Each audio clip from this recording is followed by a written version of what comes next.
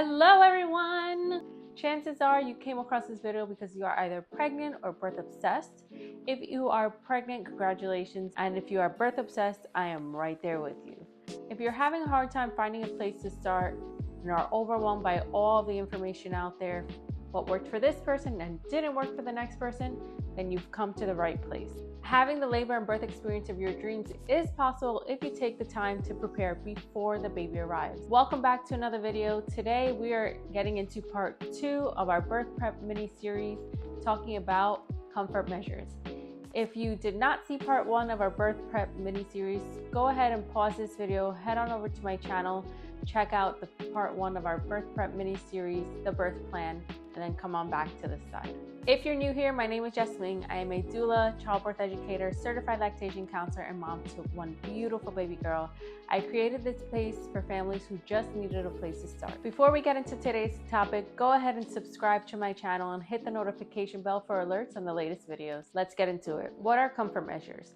Comfort measures are physical, mental, environmental, and even spiritual methods to help moms cope with the discomfort of labor. These methods work by using non-medical techniques such as breathing, movement and positioning, and meditation, among others, to relax the mother mentally and physically, making labor a more manageable experience. Everyone has their own ways of coping with the discomforts of labor. Being knowledgeable about the options available to you will help you slow down and take control of your labor experience, making for a more positive birth experience. Practicing different comfort measures in pregnancy will help alleviate some of that mental load that you'll have going into your labor experience. Instead of having to think about different movements and positionings or going on Google to find out what you can do to alleviate some of the discomfort, you will already know more or less what is going to work for you. We can only do so much planning in birth.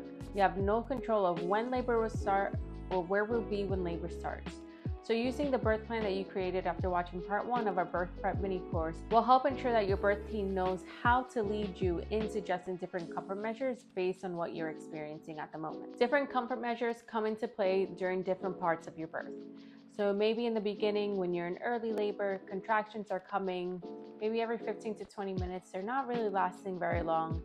Some change in position or slow paced breathing will help do the trick. And as labor progresses and your contractions become more powerful, maybe a little bit longer and closer together, say 5 or 6 minutes, you'll use a faster paced breathing. If you listen to my birth story on my channel, you'll know that some of the techniques I used were walking and sleeping.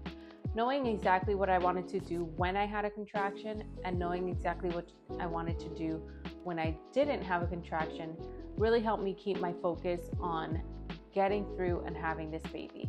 So again, every time I had a contraction, I would get up, walk and pace around the house, maybe hum a little, definitely some breathing, and then as soon as it was done, I would go back to bed and not even think about the next one. And repeating this process until I had the baby. Some people hear you say that you slept during your labor and they really can't believe that it happened. In my experience, even if the break was just 1 minute in between contractions, I would go down, close my eyes, and just wait for the next one to come instead of anticipating the next one.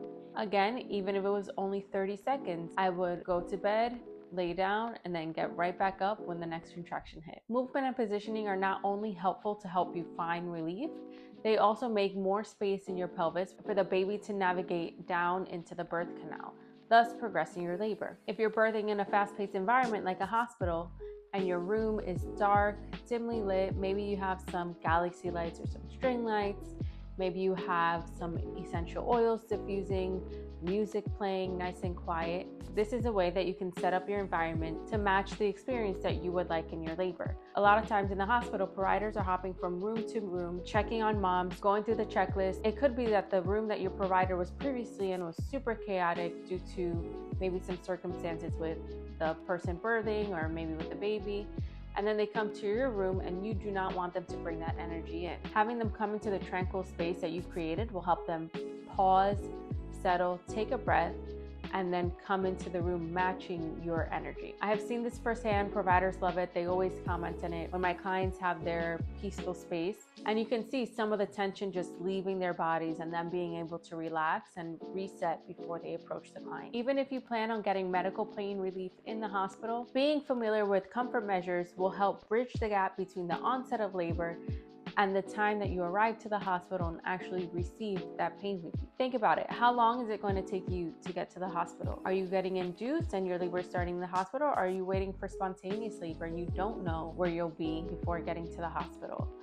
Also think about the possibility of the medical pain relief not working. I have had clients in the past who have gotten epidurals that have only worked on one side of their bodies, and I have had clients in the past that the epidural did not work at all. In both of these scenarios with each client, you can tell who really prepared and familiarized themselves with comfort measures and who didn't. The families who prepared for the possibilities of their pain relief not working and did practice comfort measures had a more pleasurable experience than those who were not prepared for any of the medication to work. If you are planning on getting an epidural, be mindful that you will not be allowed out of the bed due to safety and the risk of falling. Depending on the sensation that you do have, you can rely on your birth team to also move you into different positions while in the hospital bed to help open up your pelvis to help the baby come down. Planning for alternatives is also key in helping you create your positive birth experience.